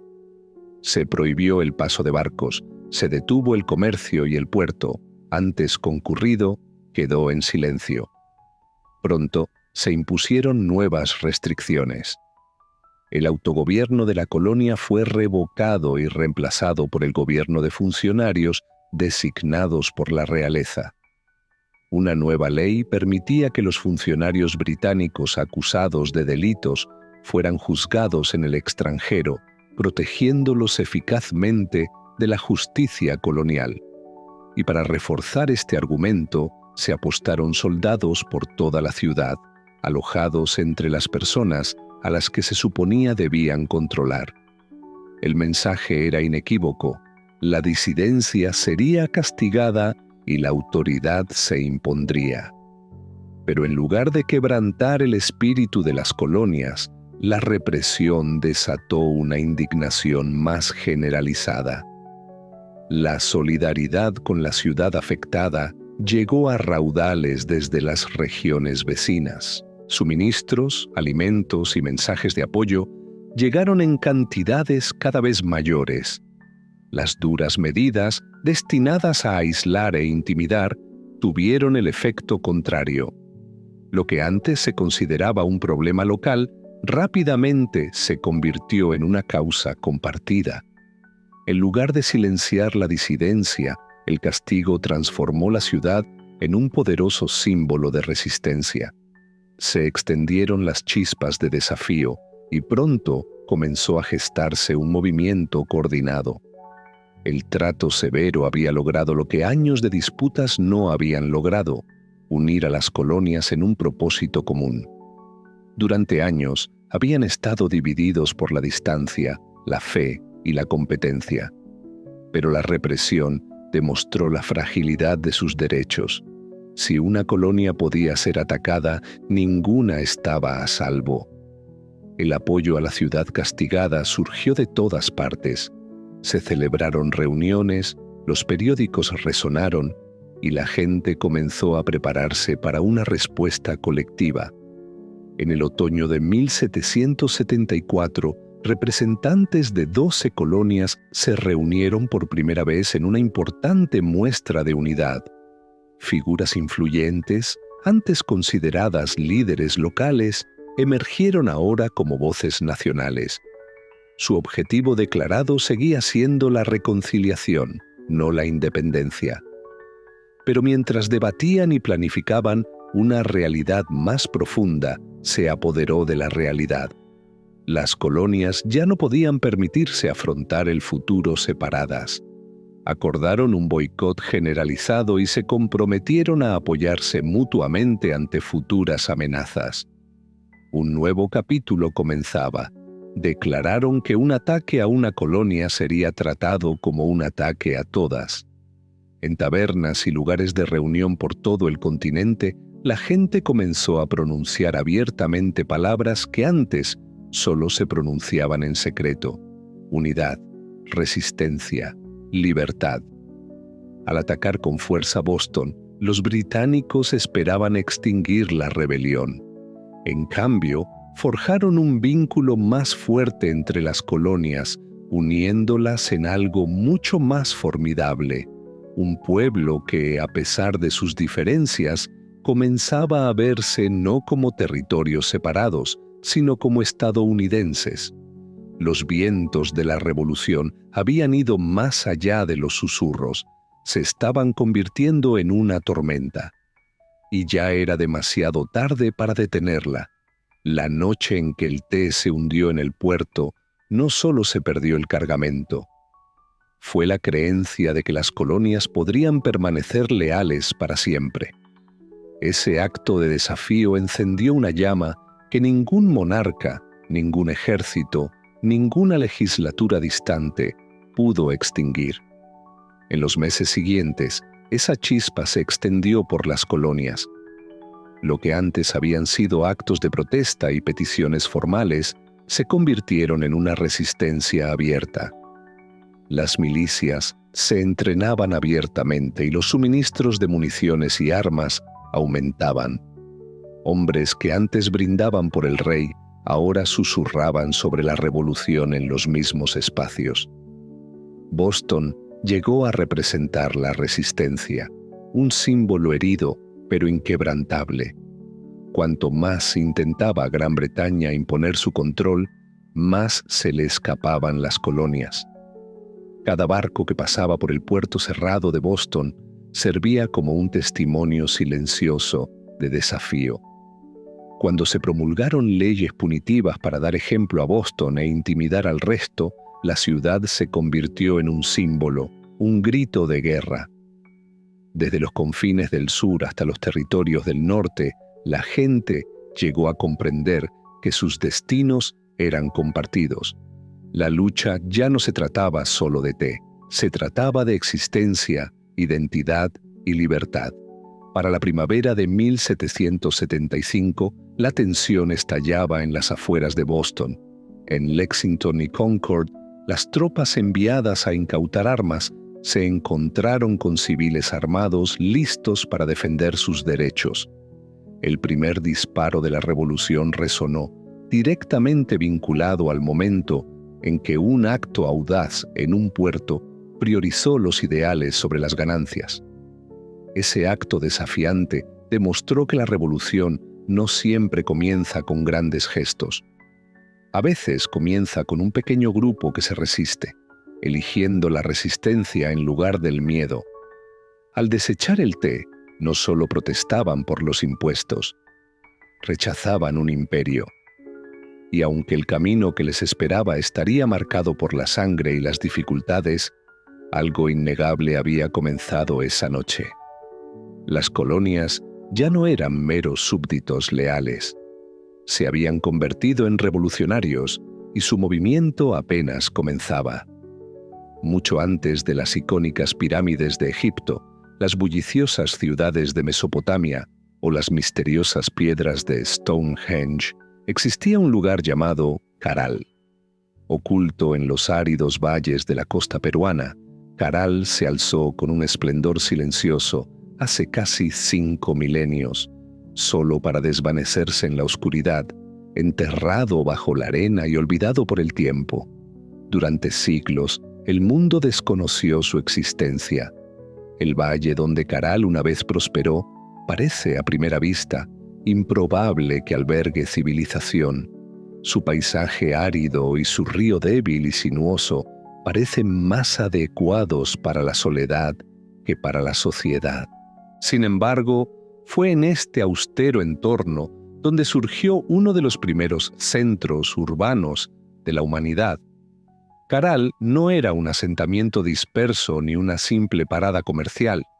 Era una ciudad cuidadosamente diseñada que abarcaba 60 hectáreas, con pirámides, plazas, áreas habitables y espacios sagrados. Representaba propósito, organización y ambición. Una sociedad sofisticada que precedió a las pirámides egipcias. Los habitantes de Caral la construyeron sin ruedas, registros escritos ni herramientas de metal, basándose únicamente en la cooperación, la creatividad y la determinación. Sin embargo, durante milenios, Caral permaneció oculta. Incluso quienes se toparon con sus ruinas erosionadas las confundieron con colinas naturales moldeadas por los vientos del desierto. Pocos imaginaron que bajo la superficie yacía una de las ciudades más antiguas del mundo, más antigua que muchas civilizaciones que alguna vez creyeron ser la primera. No fue hasta finales del siglo XX que los arqueólogos, liderados por Ruth Shady, descubrieron la verdad. Lo que desenterraron alteraría la narrativa de las Américas y desafiaría las creencias arraigadas sobre los albores de la civilización. Caral se había alzado, prosperado y desaparecido en completo anonimato. Ahora, sus restos hablan una vez más, contando la historia de un pueblo reflexivo y pacífico que construyó un mundo complejo en un entorno implacable. Y esto, como resulta, fue solo el comienzo. A primera vista, el valle donde vivían parece desolado, sus arenas azotadas por fuertes vientos y abrasadas por el sol. Sin embargo, desde este lugar implacable se forjó uno de los primeros grandes logros de la humanidad. Quemó la tierra hasta convertirla en capas fracturadas y quebradizas. El agua escaseaba y el río serpenteaba como un hilo frágil que se aferraba a la existencia. Para muchos, parecía sin vida, desolado, abandonado, sin esperanza. pero los habitantes de Corral lo percibían de otra manera. No veían una amenaza, sino una oportunidad. El río, aunque pequeño, era una fuente de vida. Con visión, esfuerzo y determinación, transformaron este entorno hostil en un floreciente centro de vida y cultura. Su triunfo inicial fue la agricultura. Aprovecharon las inundaciones estacionales creando ingeniosos sistemas de riego que distribuían el agua por todo el valle. Donde otros solo veían polvo y desesperación, ellos cultivaban la vida: algodón, frijoles, calabazas, guayabas y batatas. El algodón emergió como un recurso preciado, hilado para fabricar redes y telas, impulsando el comercio y forjando vínculos más allá de su tierra natal. La agricultura era solo una parte de su sabiduría más amplia. Los habitantes de Corral sabían que la supervivencia implicaba armonía con la naturaleza. Sus edificios, construidos con piedra y tierra, estaban diseñados para resistir tanto el intenso calor como las escasas pero intensas lluvias. Estudiaban el cielo y el paso del tiempo, armonizando su agricultura con los patrones celestiales. El comercio fue fundamental para la prosperidad de Corral. Mercancías como pescado seco, textiles, frutas y artesanías circulaban por las rutas comerciales. A cambio, adquirían artículos exóticos, conchas de colores, minerales raros e ideas remotas. No estaban aislados, estaban integrados en una vasta red de intercambio. En medio de un terreno aparentemente inhabitable, Corral triunfó gracias a la sabiduría, la creatividad y la solidaridad. No dominaron el desierto por la fuerza, se adaptaron a él, lo respetaron y construyeron una sociedad no solo viable, sino excepcional. Corral emergió como un faro de progreso humano, surgiendo de las arenas como guardianes de un legado ancestral. En el corazón de esta ciudad se alzaban estructuras notables. La pirámide más grande se extendía más de 137 metros de largo y casi 18 metros de alto, una maravilla arquitectónica de su época. Construida con piedra, barro y sacos de roca rellenos de caña, fue construida para resistir tanto el clima como los temblores sísmicos, y perduró, manteniéndose firme durante casi 5.000 años. Estas pirámides no eran tumbas como las que se encuentran en otros lugares. Eran centros de rituales, gobierno y reunión pública. Templos y plazas coronaban sus alturas, a los que se accedía por amplias escalinatas. Antiguamente, las hogueras iluminaban las plataformas donde se celebraban ceremonias al aire libre. Plazas circulares y hundidas rodeaban las pirámides, acogiendo a miles de personas para eventos comunitarios. El trazado de la ciudad reflejaba una sociedad cimentada en el orden, la unidad y la conexión cósmica. Las residencias de líderes, artesanos y trabajadores se extendían hacia el exterior. Las estructuras parecían alinearse con eventos astronómicos, amaneceres, solsticios, el movimiento de las estrellas. Para los habitantes de Corral, la arquitectura no solo era funcional, sino también espiritual y científica. Al caminar entre los restos hoy, se percibe la increíble precisión lograda sin herramientas de metal, la rueda ni animales de tiro. Estos monumentos no se construyeron para la dominación ni la ostentación. Su propósito era conectar la tierra con el cielo, la sociedad con el cosmos, la mortalidad con lo eterno. Entre las ruinas, Corral revela una identidad única, sin armas, sin murallas, sin fosas comunes. No se forjó mediante la conquista, sino mediante la paz. Esta civilización surgió no mediante la guerra, sino mediante la cooperación, el comercio y los ideales compartidos. La energía se canalizó hacia el arte, la ciencia, la música y la comunidad. Sus pirámides y plazas no eran emblemas de conquista, sino de unidad, rituales y vida colectiva. El comercio siguió siendo esencial para la vitalidad de Corral. El algodón cultivado cerca del río se tejía para fabricar redes de pesca que se intercambiaban con los grupos costeros por pescado seco, una fuente vital de alimento. Productos raros y únicos llegaban de regiones lejanas, conchas vibrantes del Pacífico, valiosas piedras preciosas de las montañas y frutas tropicales inusuales de valles remotos. Esta extensa red comercial conectaba a comunidades remotas en un sistema pacífico y cooperativo, con Carral floreciendo en su centro como un vibrante nexo cultural y económico. Las prácticas espirituales y ceremoniales eran esenciales para fomentar la cohesión social. Los impresionantes espacios públicos y las plazas hundidas de la ciudad probablemente sirvieron como escenarios para rituales que unían a las personas a través de creencias compartidas. Estas reuniones estaban llenas de música, flautas hechas de huesos de cóndor y tambores hechos de pieles de venado creaban paisajes sonoros resonantes que se extendían por el desierto, conectando a las personas con una experiencia espiritual colectiva. El liderazgo en Carral parecía basarse más en la influencia religiosa y la coordinación cívica que en el poder militar. Los líderes de la ciudad probablemente organizaron construcciones a gran escala, programas agrícolas y complejas redes comerciales, todo ello sin evidencia de guerra. En un mundo a menudo marcado por el conflicto, Carral sobresalió como un raro ejemplo de una sociedad construida mediante la cooperación, la imaginación y el respeto mutuo. Sus piedras aún parecen resonar con la esencia de una civilización perdida, una civilización llena de vida, con sonidos, ceremonias y ritmo espiritual.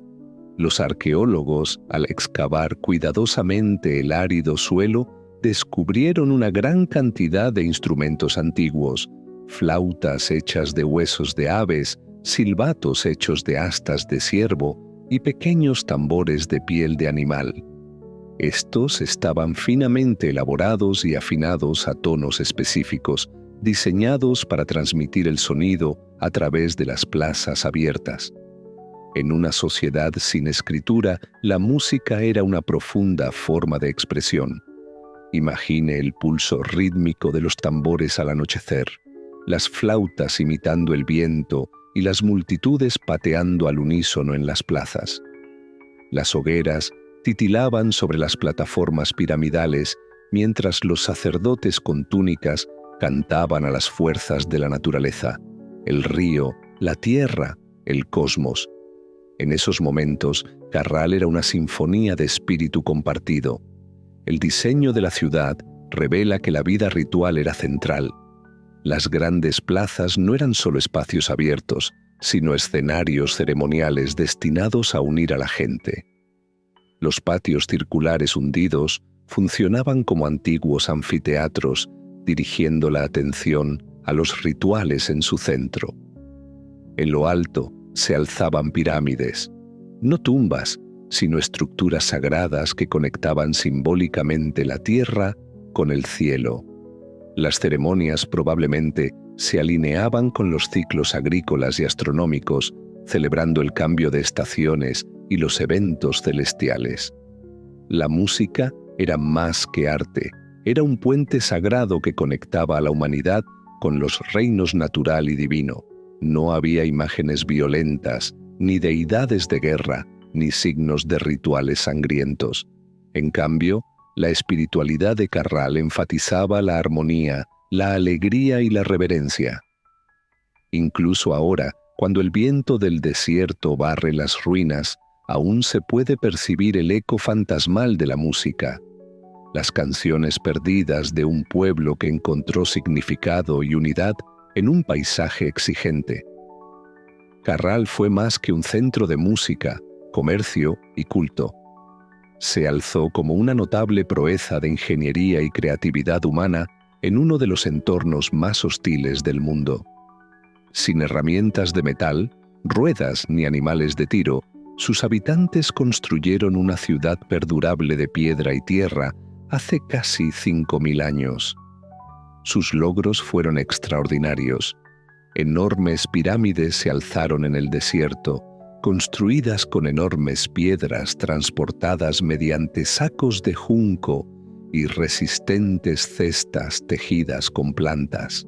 Las estructuras se cubrieron cuidadosamente con capas de piedra y se rellenaron con escombros, lo que las hizo resistentes al paso del tiempo y a los elementos. Estos constructores poseían un profundo conocimiento de su entorno. Ubicados en una región sísmica, los monumentos de Carral sobrevivieron gracias a su diseño sismorresistente, métodos flexibles, relleno estratificado, bases anchas y esquinas redondeadas que ayudaban a absorber las fuerzas sísmicas. Esta ingeniería no provenía de manuales, sino de un conocimiento intuitivo del terreno. La gestión del agua fue otra innovación discreta. A pesar del entorno desértico, los habitantes crearon avanzadas redes de riego, canalizando el agua de los ríos para nutrir los cultivos incluso durante las sequías. Su planificación fue meticulosa. Cada gota se aprovechó eficientemente. El diseño de Carral exhibió una brillante planificación urbana. Los edificios clave se alineaban con eventos astronómicos, lo que reflejaba un profundo conocimiento de los ciclos solares. Las plazas hundidas, diseñadas con precisión, no eran solo espacios sociales, eran herramientas para observar el cielo y predecir los cambios estacionales, cruciales para la agricultura. La organización de la ciudad revelaba una sociedad sofisticada, con áreas residenciales, administrativas y ceremoniales cuidadosamente diseñadas para mantener el equilibrio y la funcionalidad. Vivían en armonía, creando espacios compartidos con significado espiritual. Sus esfuerzos de construcción no fueron solo para su época, sino que perduraron a lo largo de las generaciones. Los ingenieros modernos se maravillan ante la persistencia de este antiguo lugar, conscientes de que la verdadera grandeza no se define únicamente por los avances tecnológicos. A veces, la comprensión más profunda surge de la armonía con la naturaleza en lugar de oponerse a ella. Las piedras han resistido desastres naturales, la erosión y el propio tiempo, siendo un testigo silencioso de una sociedad que convirtió sus aspiraciones en estructuras perdurables en el desierto. Durante siglos, la ciudad prosperó, pacífica, musical, dedicada al comercio y marcada por una brillantez arquitectónica. Luego, casi imperceptiblemente, quedó desierta. No había señales de destrucción, ni evidencia de conflicto, ni muerte generalizada. Simplemente se vació. Sus espacios públicos en silencio, sus edificios abandonados a la intemperie, su música en silencio. La razón de su abandono sigue siendo un misterio. Algunos investigadores apuntan a cambios ambientales como la posible paralización de la agricultura por parte de la sequía y la interrupción del comercio, que dependía del algodón y los excedentes de alimentos. Es posible que el delicado equilibrio con un paisaje agreste se haya perdido finalmente. Otros sugieren que los cambios económicos influyeron. A medida que las regiones vecinas ganaron prominencia, los bienes que antaño eran cruciales para la ciudad podrían haber perdido valor, debilitando gradualmente su influencia. También existen teorías sobre problemas internos, tal vez inestabilidad política, agitación espiritual o el cansancio de sostener una sociedad longeva. Sin registros escritos, estas siguen siendo conjeturas fundamentadas. El declive parece haber sido lento, con familias que se fueron marchando con el tiempo en busca de tierras más acogedoras. El recuerdo de la ciudad perduró en las historias incluso antes de que éstas se desvanecieran. La naturaleza recuperó gradualmente lo construido. La arena cubrió los templos y los instrumentos quedaron enterrados bajo las dunas. Lo que antaño fue un centro vibrante y próspero se convirtió en un campo de tranquilos montículos. Durante miles de años, la ciudad permaneció oculta, casi olvidada. No fue hasta finales del siglo XX que volvió a salir a la luz. En la década de 1990, un equipo arqueológico se aventuró en el valle, curioso por las colinas redondeadas. Su descubrimiento transformaría la comprensión de las sociedades primitivas de América. Una excavación meticulosa reveló estructuras de piedra finamente talladas, escaleras, plazas, pirámides que formaban una ciudad más antigua de lo que se esperaba. Las técnicas de datación confirmaron su antigüedad, más de 4.600 años, contemporánea con las civilizaciones antiguas de Mesopotamia y Egipto. Este descubrimiento desafió la creencia arraigada de que las sociedades complejas en América se desarrollaron mucho más tarde. Los hallazgos incluyeron instrumentos musicales, herramientas de pesca, textiles y registros de nudos, evidencia de un pueblo reflexivo, organizado y artístico. El redescubrimiento de la ciudad no fue solo un hito científico, fue el resurgimiento de una cultura perdida hace mucho tiempo. Ahora reconocido mundialmente como un tesoro cultural, el sitio sirve como una conexión frágil pero vital con la ambición inicial de la humanidad de crear, conectar y creer. Ocultas bajo la arena durante milenios, sus piedras persistieron, esperando ser redescubiertas. Hoy, hablan de nuevo, contando una historia que amplía nuestra perspectiva sobre la historia de la humanidad. Una historia moldeada no por la conquista, sino por el ingenio, la armonía y una visión perdurable. No de violencia, sino de unidad, creatividad y aspiración. Mucho antes del auge de los grandes imperios de Grecia, Roma o incluso Egipto, los habitantes de Corral ya creaban algo extraordinario. Construían pirámides sin usar la rueda.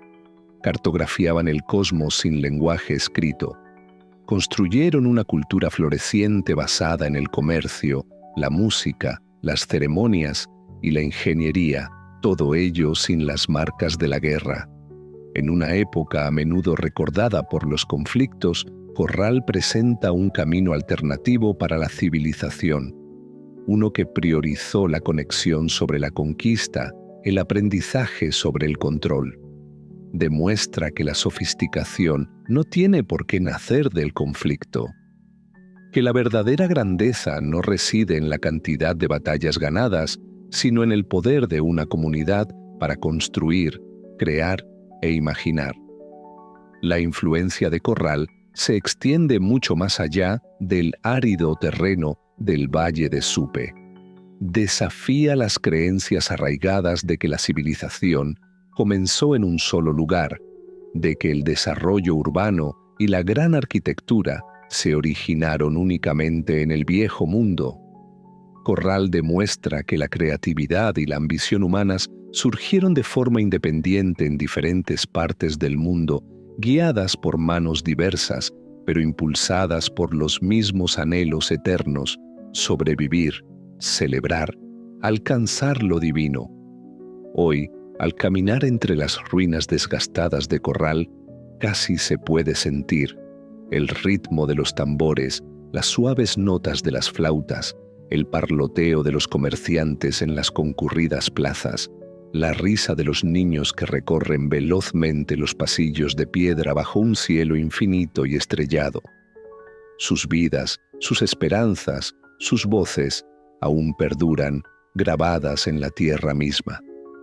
Corral nos enseña que, incluso cuando las civilizaciones se desvanecen, su esencia puede permanecer, reposando bajo tierra, a la espera de ser redescubierta, lista para inspirar una vez más. En la vasta historia de la humanidad, Corral se erige no solo como un recuerdo del pasado, sino como un hito para el futuro. Un testimonio de que incluso en desiertos áridos y bajo las capas del tiempo, las raíces de la maravilla, el conocimiento y la armonía pueden crecer y dar forma a un mundo que se atreve a alcanzar los cielos.